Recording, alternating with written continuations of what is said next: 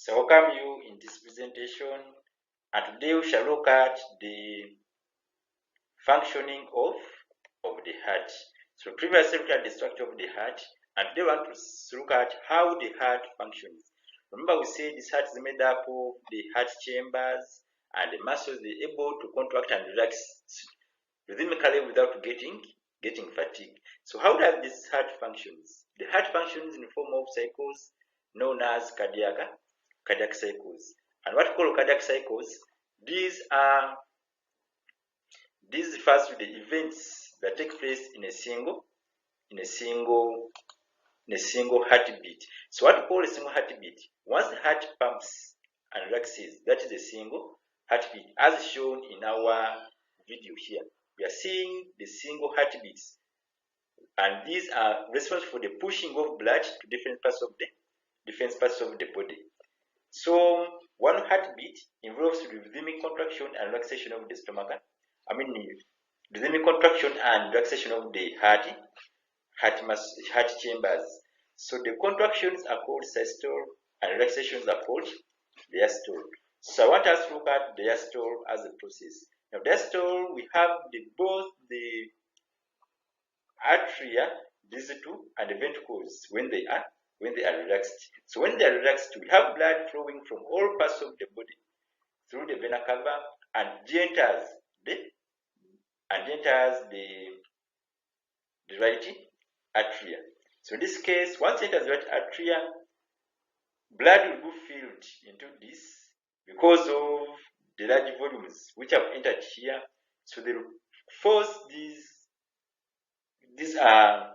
tricuspid valves to open, and then blood will enter into the ventricles, which are still also relaxed, and that one we call it systole, and that's how it ends. It begins with both the atria and ventricles here being relaxed, followed by entrance of water from all parts of the body into the right atrium, and also can have the same blood from the lungs through the pulmonary vein entering into the left atria. So when the volumes increase here, they force these two to open, both the tricuspid and bicuspid valves to open, letting blood to drop into the relaxed ventricles, and that's the end of the diastole.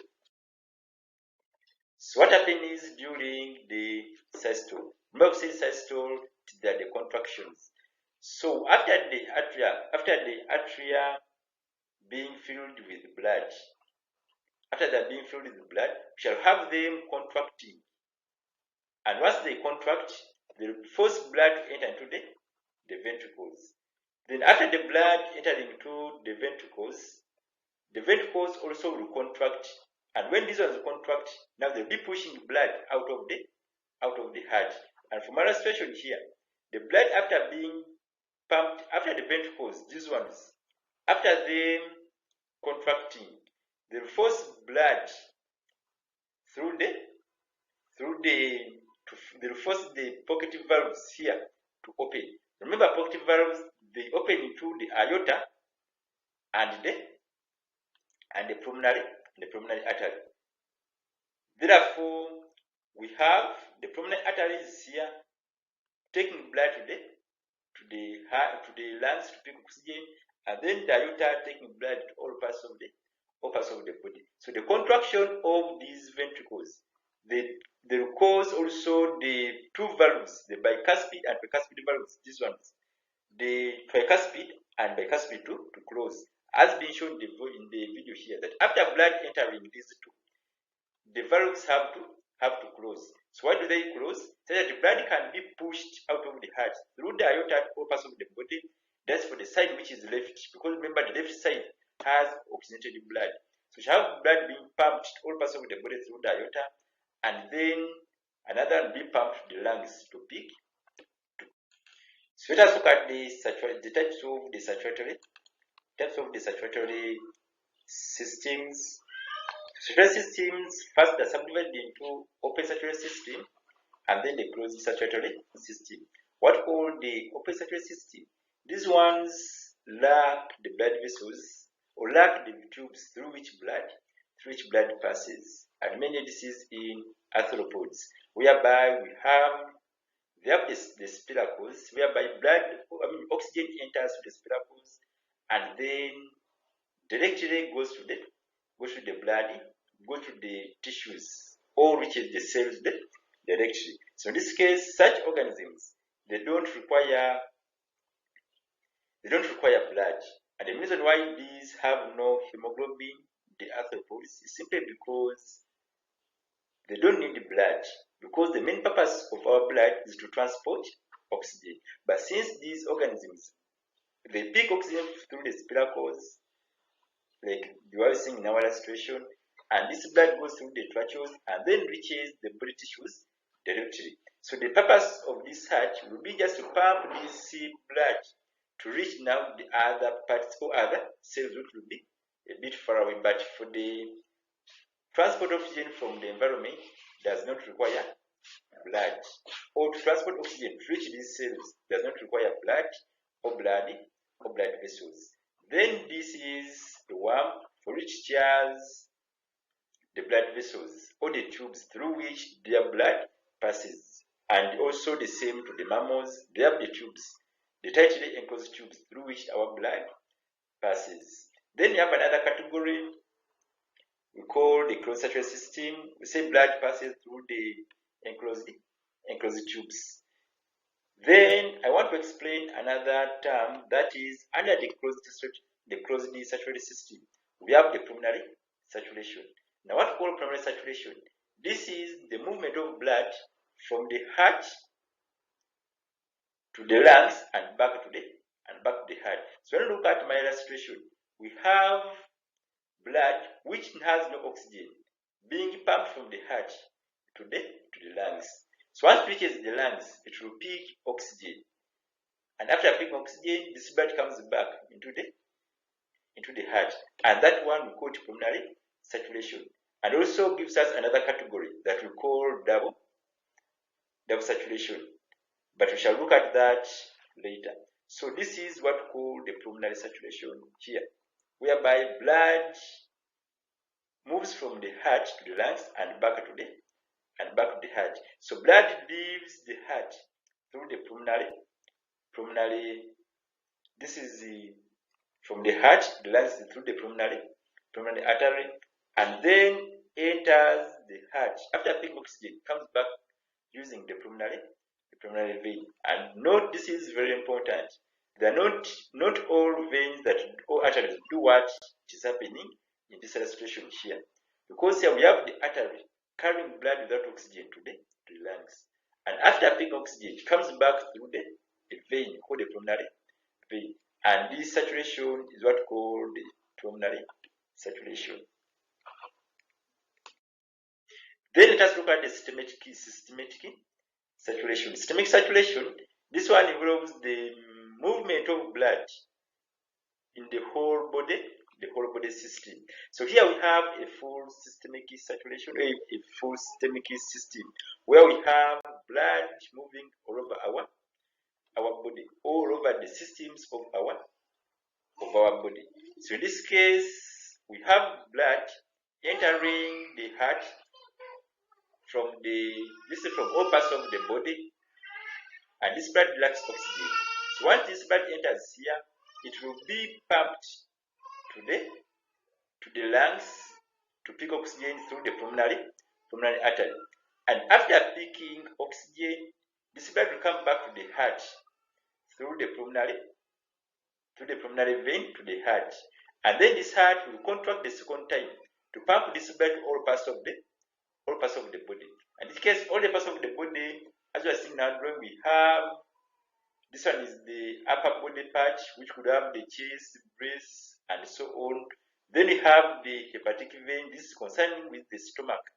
We have the hepatic portal vein from the liver. We have the stomach. Then we have the kidneys, and then all the lower body parts. So in this case, systemic saturation, look at the flow of blood in the whole system, the whole body system. And from this, also learn that we have also remember that I've talked about the pulmonary saturation. blood coming from all parts of the body without oxygen enters the heart through the right side of the heart and enters into the right atrium. So after entering into the right atrium, it will contract and pushes back to the ventricles here. Then ventricles will contract to push this blood to the lungs through the pulmonary artery to pick oxygen. After picking oxygen, this blood will come back to the heart the second time. And once it comes back to the heart the second time, the heart will pump this blood and leaves the heart through the aorta to all parts of the body. So these all are arteries supplying body parts. So we have the artery supplying the upper parts of the body. We have another artery supplying the parts of the liver, and that's the hepatic artery. We have the artery supplying this is the hepatic portal vein. Then we have renal artery supplying the kidneys and other arteries. Then after these tissues, all these body organs using the oxygen, this blood will leave these body organs through the veins, what called the hepatic vein, renal vein, and others, and then they join the main vena cava, which will take back blood to the heart, of which heart will continue the same process, taking to the lungs to pick oxygen, and that's what called the systemic saturation. And I want something that I have not recorded here in the notes that I want you to note, that the type of saturation we are seeing here, it is a double saturation, because we have two also types of saturation. We have the double saturation and single saturation. So what we are discussing here, it is double saturation. What do I mean by double saturation? Double saturation, we have blood entering the heart twice, or we have the heart passing through the heart twice before it is pumped to all parts of the body. So what do I mean? We have here we have the blood entering to the heart for the first time, and it is being pumped out of the heart to go into the lungs to pick oxygen. After picking oxygen, enters the heart the second time before it is pumped to all parts of the body. So the heart entering the heart twice, we call it double saturation, which mainly seen in mammals. Then we have some organisms which have a single saturation, that once blood enters into the heart, an example could be a fish, that once blood enters into the heart for the first time and is pumped to pick oxygen, blood does not return back to the heart, meaning just continues to the body system. So if it is this, after picking oxygen, for other organisms, they don't have this chamber whereby this route whereby blood after picking oxygen comes back to the heart. Instead, after picking oxygen here, blood just continues to all parts of the body, and that's why we call it single saturation. So let us look at the blood vessels. So the blood vessels, we say these are tubes that carry blood in our body. So blood vessels are subdivided into three. We have the arteries, veins, and capillaries. Then let us begin with the arteries. Now arteries, mainly they carry blood with oxygen. Just like it is, as we are seeing the aorta, we are seeing the pulmonary, we have the hepatic artery, renal artery, and other arteries that supply blood to the body organs.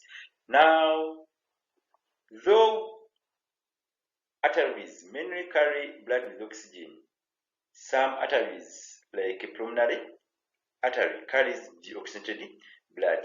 Remember, we said when blood enters the right side of the heart and enters through the right atrium through the vena cava, and after this blood entering here, we shall have the pump contracting, pushing this blood to the lungs to pick oxygen. And when we look from our illustration, the blood vessel that carrying this blood without oxygen to the lungs is the pulmonary artery. So all arteries can carry the blood with oxygen or oxygenated blood, except the pulmonary artery. So the main definition, or the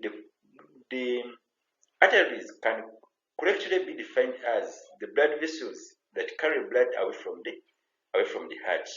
So when we look at all the arteries from this, we have this artery, the first main artery, the aorta, carrying blood away from the heart. The same to all these ones.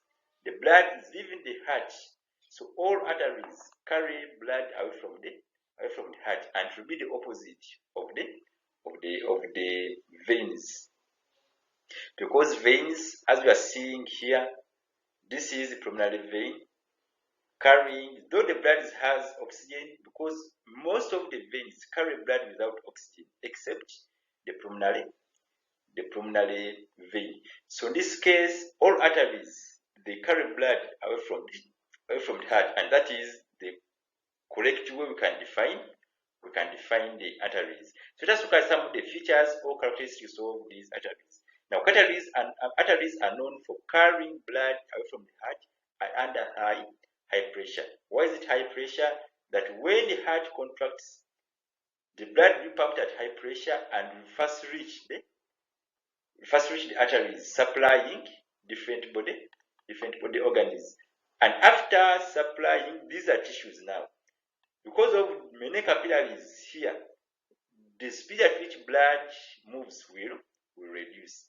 And once this speed reduces, it means for the veins at this end, which have to remove blood from these organs, it will be the pressure would have reduced. Therefore, all veins remove blood from the organs or take blood to the heart, but at a low pressure. And what causes this slowing of pressure is because that after blood entering the tissues, which have many capillaries, the speed will reduce, or the effect of the heart will reduce, or the effect of the pumping mechanism of the heart will reduce because of the smaller blood capillaries. And then veins start carrying this blood at a low pressure back to the heart. So some of the features of the arteries, they lack valves except at the base of major arteries, and that is the pulmonary artery and the aorta. We have some valves, but the rest of the arteries lack valves. Then these arteries have thick walls, as being seen here. And the reason for having these thick walls is because these arteries carry blood at a high pressure. Therefore, the thick walls helping withstanding the high pressure in the high pressure of the blood, which is created by the heart. Then also they have a narrow lumen. This one. Now the lumen is narrow. This is to generate pressure. Because remember, whenever we reduce the volume, we shall be increasing the pressure. Therefore, we shall have blood being pumped at a high pressure. Then to continue with the other characteristics of the arteries, they are thick in order to withstand high blood pressure. We have explained this, and the elastic in order to accommodate large volumes of blood. Then they are smooth. The smooth inner lining inside here, it is smooth. This is to reduce friction when blood is flowing. And then they have a narrow lumen, which I have explained. Then arteries, as the arteries goes on branching into smaller parts that we call arterioles here. And then later they rejoin, those arterioles will rejoin to form the capillary bed. So in this case, at this particular part we have the artery. Then the subdivisions, we call them arterioles here. The same to the vein, this is the vein. The subdivisions are called venules, which later form the capillary bed. So in this case, you answer this assignment, the factors that are, the adaptations of arteries to their functions. So remember, adaptations must know the feature or the structure, and then you attach a function. Then let us look at the veins. Now veins, they carry blood towards the heart. They have thin walls and wider lumen, as seen here, and then they reduce friction. This is to reduce friction of blood flowing under low pressure. And then most of these ones, they carry deoxygenated blood, except on one blood vessel, that is the pulmonary vein that carries blood with oxygen. Remember, I've just explained that the blood comes from, after getting oxygenated from the lungs, it is being carried back to the heart through the pulmonary vein. So meaning this particular vein is carrying blood with oxygen. But then the collectively veins can be defined as blood vessel that brings back blood to the heart, because all veins do that. They collect blood from all different organs and take to the heart to pick oxygen mainly, and yet for the pulmonary vein, we will be picking oxygenated blood from the lungs back to the heart. And then these veins have the valves. Now, since blood flows through them at low pressure, they require these valves to prevent the backflow of blood, and they are not so much elastic. And then they have a wider lumen. This allows blood to flow at low pressure. Then we have the capillaries. These are small tubes that link between veins and arteries. Here we have the artery and we have the vein. So the artery is subdivided into arterioles, and then the vein is also subdivided into venules. So these venules, this is a venule, this is arteriole. They combine to form capillaries or capillary bed, and that's where we have the exchange of materials. So at this particular point, we have tissues and cells picking oxygen, picking nutrients, picking everything around that place. So in this case, you can compare the arteries, veins, and capillaries. Just as I've shown in our table, it doesn't have narrow lumen. This is for the vein is wider, then doesn't have a wide lumen, depending on their size. Then arteries lack valves, veins have, and then capillaries lack also valves. Since blood is flowing at extremely, we have the exchange of materials at that particular moment, and that's particular part of the capillary bed. Then there are thin walls with elastic fibers. Then veins, they are thin with less elastic fibers. Then these are black elastic fibers. So next time we shall look at the blood composition.